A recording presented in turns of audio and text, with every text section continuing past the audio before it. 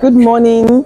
I'm Olufunmilola Konjola. I'm a consultant in medical microbiology, the IPC focal person for UCH, University College Hospital, Ibadan. So today is World Hand Hygiene Day. 5th of May every year has been set aside to remind us about the importance of hand hygiene in preventing infections and ensuring safety in the health environment. And it is to remember 5-5. So 5th of May every year we have 5 fingers on each hand. So 5-5 helps us to remember that that is World Hand Hygiene Day. And the theme this year is that it might be gloves, it is always hand hygiene. Because there are some times you need to wear gloves. It's not every time you need to wear gloves in the health environment, but anytime you need to wear gloves, you shouldn't say, oh, this is a replacement for hand hygiene. They are different. You wear your gloves when you need to.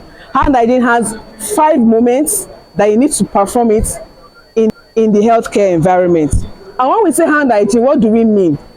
It's straightforward. Hand and hygiene means to make something clean. So hand hygiene means making your hands clean, and you can do this 2 ways. Either by using soap and water, so you say hand washing, or using alcohol-based hand rub that we usually call sanitizer.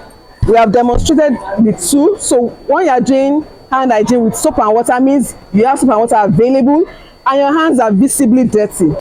But if your hands are not visibly dirty and you have an alternative, that is the alcohol-based hand rub that we all carry around. So before you touch a patient, so whether you are a doctor or a nurse or an attendant, anyone, before you actually touch a patient, wash your hands or perform hand hygiene. So it could be washing or ABHR.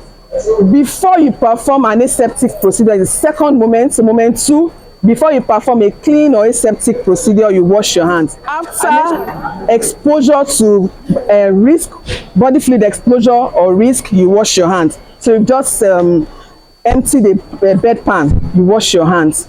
4th one is after touching a patient. So before you touch a patient and after you touch a patient, you wash your hands.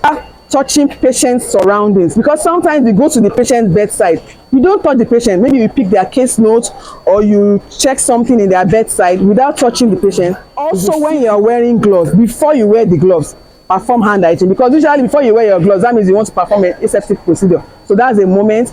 After you have removed your gloves, you also perform hand hygiene.